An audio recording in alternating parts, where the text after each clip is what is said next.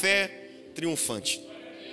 A primeira mensagem que nós ministramos sobre a série teve o tema Conduzidos por Deus. Falamos de qual é a maneira que Deus nos conduz e falamos por quem Deus nos conduz, através de quem Deus nos conduz. Hoje estamos em 2 Coríntios 2, no mesmo verso 14. Eu preguei o verso 14 domingo passado e pregarei o verso 14 hoje, mas não é a mesma mensagem. Extrairemos outra palavra de fé triunfante deste verso 14. Amém. Irmãos amados, eu quero aqui já divulgar o tema desta noite, ou seja, o Espírito Santo te trouxe aqui, o Espírito Santo te chamou aqui. Eu chamo ele do nosso amigo Espírito Santo. Ele trouxe você aqui. Você teria milhares de coisas e convites para você atender, mas prove Deus você vir. É isso aí, moça. É isso aí, moço. Você veio. E deixa eu te falar uma coisa. Abre o parêntese. Que bom que você veio. Que bom que você veio. Porque Deus quer falar com você. Deus quer falar ao seu coração. Amém. O tema da mensagem desta noite é este aqui.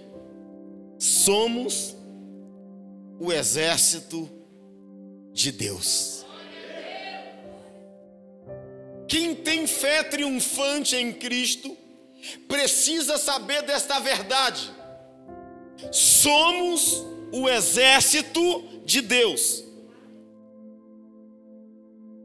A igreja precisa assumir essa identidade. Os que estão em Cristo precisam assumir esta identidade. O nosso posicionamento na terra precisa ser do exército triunfante de Deus. Não fomos chamados para o fracasso, tanto que não estamos acostumados ao fracasso. Não fomos chamados para a derrota, tanto que não somos acostumados com a derrota. Não somos chamados ao desprezo, tanto que incomoda o desprezo. Somos chamados para vencer em Cristo Jesus. Aqueles que habitam no esconderijo do Altíssimo estão sob uma unção conquistadora, triunfante, poderosa. Mas você precisa tomar posse disso. Você precisa assumir sua identidade de ser e fazer parte do exército de Deus. Amém. Queridos irmãos, quando nós olhamos para esse texto, o verso 14 que nós lemos, nós precisamos nos atentar para o que está por trás do texto também. No domingo passado eu ministrei o texto, trouxe um pouco do contexto, mas não tudo, e falei que precisamos ser conduzidos por Deus. Estamos na mesma passagem do domingo passado, e o tema nos diz que precisamos nos posicionar como o exército de Deus. O apóstolo Paulo, ele é o autor desta carta. O contexto, vós que veio no domingo passado já sabe. O contexto aqui é que o apóstolo Paulo está sendo contra-atacado pelos falsos irmãos, pelos falsos mestres, que se uniram maleficamente contra a autoridade do apóstolo Paulo. Alguns irmãos que estavam infiltrados na igreja de Corinto estavam dizendo: Paulo é um fracasso, esse apóstolo é uma mentira, esse apóstolo não tem autoridade alguma, ele é um derrotado, ele é um fracassado. Onde Paulo chega, ele não consegue ficar muito tempo, ele tem que sair fugido, perseguido. Então esta igreja dizia: Paulo? Quem é Paulo? Paulo não é apóstolo. Paulo é muito fraco para ser um apóstolo. Ele é um zero à esquerda. Eram estas palavras que o apóstolo Paulo estava ouvindo desta igreja de Corinto. Talvez você chegou aqui atordoado de tantas palavras malditas, contrárias, negativas, melancólicas que você recebe na vida. Talvez, como o apóstolo Paulo, nem as pessoas que você vive e convive confiam em você, acreditam em você, apostam em você, e você se sente um nada, e você se sente um Zé Ninguém. Mas nesta noite, o amigo Espírito Santo, olha aqui, te trouxe nesse lugar para te dizer: não viva pelas palavras daqueles que não te conhecem, vive pela palavra do Deus que te chamou, do Deus que te escolheu, do Deus que te amou e do Deus que tem salvação e vida eterna para você. Se você se alegra com esta palavra, meu irmão, manifesta a sua alegria. Aleluia, aleluia. Ora, veja bem, esse versículo 14, para a maioria dos biblicistas, estudiosos, eruditos, teólogos, que buscam profundidades nos textos bíblicos, a maioria deles concordam que quando o apóstolo Paulo escreve principalmente este versículo 14, ele está usando uma linguagem figurada. Ou seja, existe aqui uma linguagem figurada apontando para algo. Presta atenção. O versículo Paulo diz: mas graças a Deus que sempre nos conduz vitoriosamente em Cristo. Que linguagem, que tipo de figura Paulo quer retratar neste texto? Eu te explico. Paulo está fazendo uma analogia, uma comparação entre os cristãos, os discípulos de Cristo. Sim, os filhos de Deus. Sim, com essa analogia com o exército romano. Literalmente falando, Paulo está fazendo uma analogia, nos falando que assim como o exército romano triunfava nas guerras, porque quando o exército romano saía para as batalhas, preste atenção para você entender a mensagem. Quando o exército romano saía para as batalhas e eles venciam, derrotavam os inimigos, quando eles retornavam, eles traziam despojos e muitas vezes traziam os capturados, os prisioneiros, que muitos seriam mortos e outros se tornariam escravos. Então, quando o exército romano voltava vitorioso de uma batalha, toda a cidade se arrumava, se aprontava, se preparava para receber quem? O exército vitorioso. Chamamos isso da procissão de triunfo romano. Então, toda a cidade se preparava. As mulheres, os jovens, os anciãos, os líderes, autoridades se preparavam para receber com pompa, com honraria, o exército vitorioso. Muitos queimavam incenso, e esse incenso, ele pairava o cheiro sobre toda a cidade, e fazia toda aquela arrumação, aquela preparação de honra para receber o exército romano vitorioso. Quando o exército chegava na cidade, aí nós precisamos atentar para esta ordem de chegada. Primeiro, na frente do exército, entrava o general vitorioso, significando o líder do exército. Segundo, provavelmente atrás do seu general, vinham os soldados, significando os liderados do general. E em terceiro, quem vinha? Vinham os escravos, os prisioneiros capturados na guerra. Então a procissão romana entrava, e o povo aplaudia: viva o general!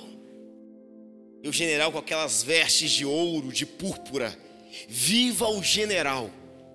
É exatamente isto que a maioria dos estudiosos dizem. Paulo estava pensando no exército romano quando voltava de uma vitória. Escute bem. Talvez alguém pergunte: pastor, o senhor contou aí de forma esplendorosa a questão do exército romano, mas o que tem a ver? Tem tudo a ver. Tudo a ver. O que Paulo quer dizer? Paulo está nos falando que, assim como o homem, como a nação, como os homens, como os reinos humanos têm exércitos, Paulo está dizendo: o meu Deus também tem. O meu Deus também tem um exército. Escute bem, a Bíblia se refere mais de 250 vezes como o Senhor dos exércitos ou Deus dos exércitos. Mais de 250 vezes a Bíblia usa esse termo, Senhor dos exércitos. Talvez surja uma outra pergunta no ar: pastor, mas então Deus é Deus dos exércitos, no plural, pastor? Deus tem mais de um exército? Sim. Podemos citar 3. Quando a Bíblia fala que Deus é o Senhor dos exércitos, que o Senhor dos exércitos é o nome de Deus, quais são os exércitos de Deus? Primeiro, os exércitos formados pelos corpos celestes, o sol, a lua e as estrelas, é um exército de Deus. Segundo exército, o exército angelical, formado pelos anjos de Deus. E qual o terceiro exército? O exército dos homens, o exército daquele que segue Jesus, o exército daquele que crê em Deus. Deixa o Senhor dos exércitos governar a sua vida. Irmãos amados, Deus nos chama para fazer parte do exército dele. E agora queremos aqui fazer comparações na figura, no tipo da procissão romana triunfante. Vamos fazer uma figura, uma comparação. Vamos lá.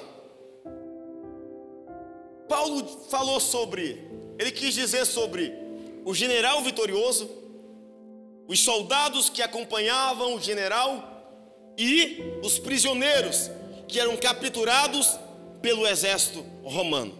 Então vamos agora fazer as comparações para que o seu coração se edifique e para que você dê glória a Deus e aleluia. Vamos lá, cada qual no seu quadrado. Quem é quem? Em primeiro lugar, quem é Jesus no exército de Deus? Quem é Jesus no exército de Deus? Qual é a função de Jesus no exército de Deus? Jesus é o prisioneiro capturado? Jesus é os soldados que lutam pelo general? Ou Jesus é o general vitorioso? Primeira comparação: Jesus no exército de Deus é o general vitorioso. Jesus é o nosso general. Não tem aquele louvor? O nosso general é. Seguimos os teus passos. O quê? nenhum inimigo nos resistirá. O nosso general é Cristo. Cristo é o nosso general. Eu quero aqui mostrar a você. Existe uma passagem bíblica que é interessante, e precisamos estar ligados para que você não perca o discernimento. Uma vez, um homem muito importante, o centurião romano, em Lucas 7, mandou até Jesus, enviou até Jesus alguns servos, porque aquele centurião romano de autoridade estava com um servo doente à beira da morte. Então, a Bíblia vai contar a seguinte história. Aquele general, ele não tem coragem de ir até Jesus pedir, porque ele sabe que ele é nada perante a Jesus. Apesar dele ser um centurião, mas ele sabia que Jesus tinha mais autoridade que ele. Lucas 7, por favor, Cristiano, versículo 6 em diante. Olha a leitura. Jesus foi com eles, com os servos do centurião, até a casa do centurião. Já estava perto da casa, quando o centurião mandou amigos dizerem a Jesus: Senhor, não te incomodes, pois não mereço receber-te debaixo do meu teto. O centurião falando com Jesus. Por isso, nem me considerei digno de ir ao teu encontro, mas dize uma palavra. Quantas palavras? O centurião, que tinha autoridade, falou para Jesus: eu não sou digno de ir ao seu encontro, mas dize uma palavra e o meu servo será curado. Aquele homem tinha autoridade, provavelmente ele liderava cerca de 100 soldados, mas ele está vendo em Jesus alguém maior que ele, uma autoridade maior que a dele. Continua o versículo. Ele diz para Jesus: pois eu também sou homem, eu sou um homem, sujeito à autoridade, e com soldados sobre o meu comando. Diga a um, vá, e ele vai, e a outro, venha, e ele vem. Digo a meu servo, faça isto, e ele faz. O que este homem está dizendo? Senhor Jesus, eu tenho autoridade, eu estou debaixo de uma autoridade, César, e também tem pessoas debaixo da minha autoridade, os meus soldados. Eu digo a eles, vá, e eles vão. Eu digo a eles, vem, e eles voltam. Ele está dizendo: Jesus, eu sei que o Senhor tem uma autoridade maior do que a minha. Continua a passagem bíblica. Ao ouvir isso, Jesus admirou-se dele e, voltando-se para a multidão que o seguia, disse: eu digo que nem em Israel encontrei tamanha fé. Nós precisamos reconhecer a tamanha autoridade que Cristo Jesus tem sobre nossas vidas. Jesus é o general de Deus. Jesus tem toda a autoridade. Presta atenção, escute-me bem. Só 2 vezes a Bíblia diz que Jesus se admirou. Quantas vezes? Isso é impressionante, isso aí. Em 33 anos, só 2 vezes Jesus ficou admirado com alguma coisa.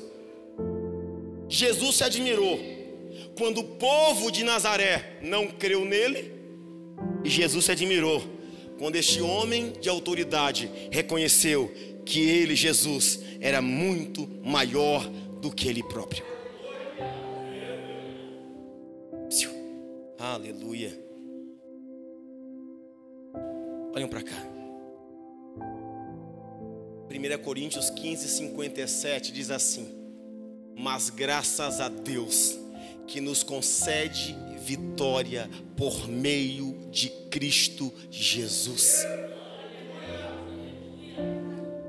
Filipenses 2, a partir do versículo 9, também diz: por isso Deus o exaltou à mais alta posição e lhe deu um nome que está acima de todo nome, para que todo joelho se dobre nos céus, na terra, debaixo da terra, que toda língua confesse que Jesus Cristo é o Senhor, para a glória de Deus Pai, que Jesus Cristo é o Senhor. Que Senhor? O Senhor dos exércitos. Jesus é o nosso general. Jesus é o nosso general. Se você é soldado dele, igreja, levante as mãos, aplauda a ele, glorifique a ele, em nome de Jesus. Jesus é o nosso general. Assim como aquele centurião, eu te faço uma pergunta: você tem reconhecido a autoridade de Cristo sobre a sua vida? O centurião disse: Senhor Jesus, eu sei que o Senhor tem autoridade. Libera só uma palavra. Quantas? Uma palavra, ele disse. Peraí, o cara era crente? Era não, Júnior. Ele era gentil, não era judeu, não cria como os cristãos precisam crer. Mas aquele homem, ele se submete à autoridade de Cristo. Ele diz: Senhor, uma palavra do Senhor pode curar o meu servo. Tem gente entre nós que Deus fala 1, 2, 3, 4, 400, 800, 1 milhão de vezes e nada muda. O centurião disse: libera só uma palavra. Uma palavra. Jesus pode mudar o seu quadro com uma palavra. Por isso que a Bíblia diz: a fé vem pelo ouvir. Ouvir a palavra de Deus. Quantas palavras de Deus são necessárias para mudar a sua vida? O centurião disse: para mim, só uma. Eu faço uma pergunta retórica: e para você? Pensa. Primeira comparação: o nosso general é Cristo. Faltam ainda da figura da procissão romana triunfante, faltam duas figuras. Quais são? Os soldados e os prisioneiros. Quem são os soldados? Quem são os prisioneiros no exército de Deus? O general é Cristo, ele manda, ele tem toda a autoridade e poder. Mas quem são os soldados e quem são os prisioneiros capturados na guerra pelo exército de Deus? Apreciados irmãos, quando eu olho para essas duas figuras, logo penso que essas duas figuras, biblicamente, representam a nossa vida antes de Cristo e depois de Cristo. A nossa vida antes de Cristo, somos prisioneiros. Somos os rebeldes que Deus com seu exército foi lá no mundo das trevas e nos resgatou. Com os braços fortes, com as mãos fortes. Antes de Cristo, todos nós fomos prisioneiros do mundo, rebeldes. E a Bíblia diz: antes de Cristo, nós éramos inimigos de Deus. Eu te mostro. Éramos inimigos de Deus. Colossenses 1:21 diz: antes vocês estavam separados de Deus, e em suas mentes eram inimigos por causa do mau procedimento de vocês. A Bíblia diz que antes de Cristo nós éramos inimigos de Deus por causa do nosso mau procedimento. O pecado nos afastou do Senhor. O pecado nos fez inimigos de Deus.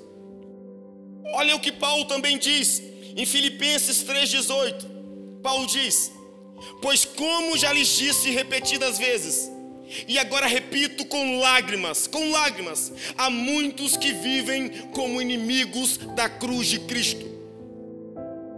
Esta é uma verdade pertinente para os nossos dias. ainda existem pessoas que infelizmente vivem como inimigos da cruz de Cristo.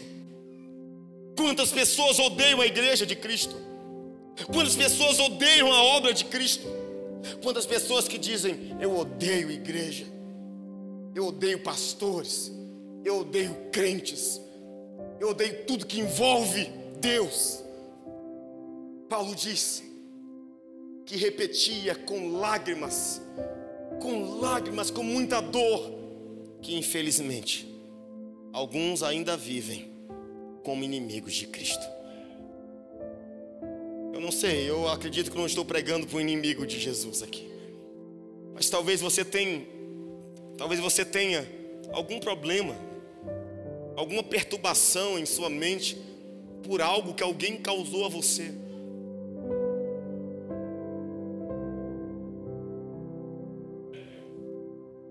Nós desistimos da igreja por causa às vezes de uma pessoa. Se uma pessoa nos fere, nós declaramos: a igreja toda não presta, a igreja toda é uma porcaria, é uma mentira. Agora eu te faço uma pergunta: quantas pessoas te ferem no mundo? Quantas pessoas te ferem em seu trabalho profissional? Por que você não larga tudo? Porque você tem um salário, não é? Você tem um dinheiro por mês, então pelo dinheiro você se sujeita, se submete a toda humilhação, não é? Mas pela vida eterna você joga fora por qualquer coisa. Mas pelas heranças eternas você joga fora a sua vida com Deus por causa de qualquer coisa. Nós ainda não entendemos que servir a Cristo, fazer parte da igreja, significa ser a família de Deus. Quem está aqui, diga amém. Irmãos amados, quando a Bíblia nos chama para ser igreja, a Bíblia está nos chamando para sermos família de Deus. E agora eu quero apertar um pouquinho essa história. A igreja é a família de Deus, está escrito. Nós temos duas famílias: a família física e a família espiritual. A família sanguínea é a família carnal, parentes, papai, mamãe, tio, tia, irmãos, vovô, vovó. A família espiritual nós escolhemos, pois existem duas famílias espirituais, pois existem duas paternidades espirituais.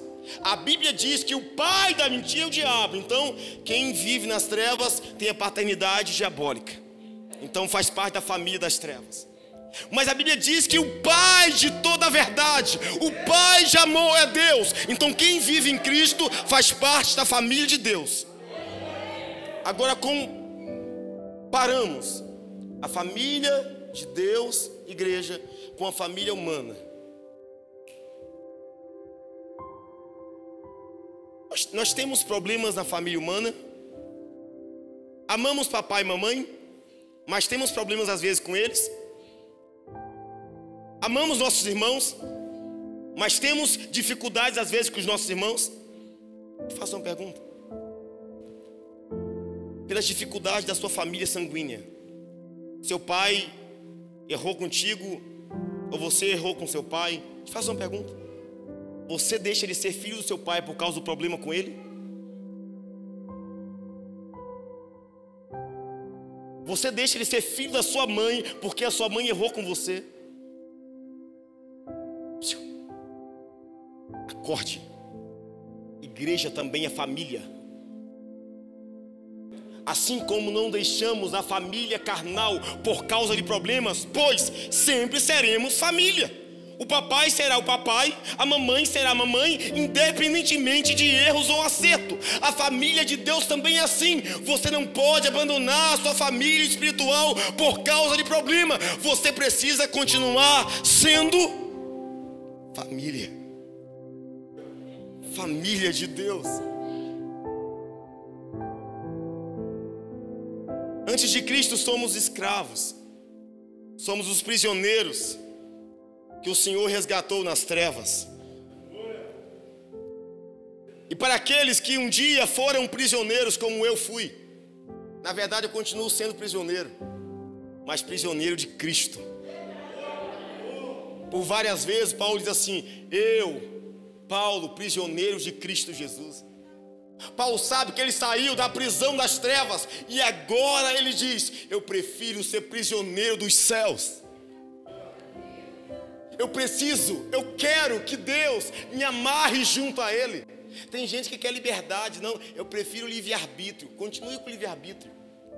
Eu prefiro estar preso aos pés do meu amado Jesus.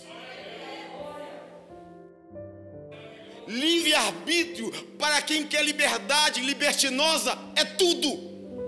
Mas livre-arbítrio para quem quer viver com Cristo agarradinho é nada. Eu prefiro viver com Cristo. Olha lá o crente, só fala de Deus. Eu sou prisioneiro dele. Olha lá o crente, só vive na igreja. Eu sirvo a obra dele, eu sou família dele. Eu tenho uma nova família. E para aqueles que um dia foram prisioneiros, mas agora eles querem ser soldados, eu quero aqui que você acompanhe Romanos 5:10, diz assim, escute bem, é tempo de viver um novo de Deus na sua vida, hein? Romanos 5:10 diz aí, ó: se quando éramos inimigos de Deus, fomos reconciliados com Ele, mediante a morte de seu Filho, quanto mais agora, tendo sido reconciliados, seremos salvos por sua vida. Ou seja, se quando nós éramos inimigos, Deus nos amou, Deus deu o seu Filho, Deus nos salvou, imagina agora que nós habitamos no reino de Deus, imagina agora que nós temos um novo nome, imagina agora que nós somos chamados filhos de Deus. E agora, presta atenção que antes de Cristo éramos escravos do mundo, prisioneiros da maldade, mas depois de Cristo nós podemos nos tornar soldados do exército de Deus.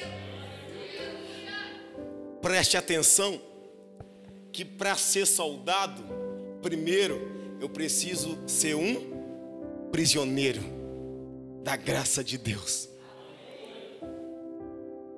Como ser soldado, pastor? A Bíblia nos chama para ser soldados. Podemos ser soldados de Cristo após a reconciliação com Ele. Deus quer aumentar a sua patente.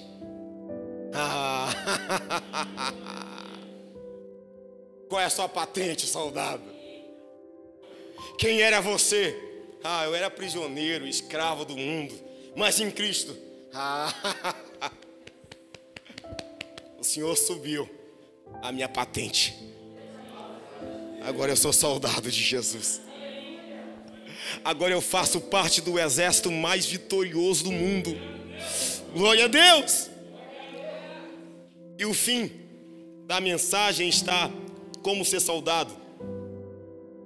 2 Timóteo 2, versículo 3, parte B, Paulo diz que somos como bons soldados de Cristo. Precisamos ser como bons soldados de Cristo. O versículo 4, ele diz: nenhum soldado se deixa se levar pelos negócios da vida civil, já que deseja agradar aquele que o alistou. Se você cansou de ser prisioneiro do mundo e decidiu ser resgatado por Cristo, o general, você agora pode se alistar no exército de Deus. E a Bíblia diz que nenhum soldado se deixa levar pelas coisas do mundo civil, ou seja, as coisas do mundo não podem mais tirar o seu foco de Cristo, porque aquele que se alista precisa agradar aquele que o alistou. Ou seja, precisamos agora, como soldados de Cristo, precisamos viver para agradar a Cristo. A sua vida agrada a quem? Você vive para agradar pessoas? Tem gente que vive bajulando para agradar. A Bíblia nos chama para agradar a Cristo. Eu quero te ensinar uma forma de agradar a Cristo. Pergunta qual? Se entregue a Ele. Se entregue a Jesus.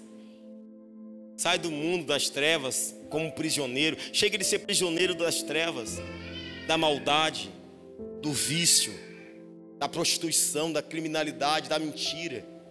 É tempo de ser prisioneiro de Cristo. Prisioneiro do amor, da paz, da santidade, da bondade, da graça e da salvação.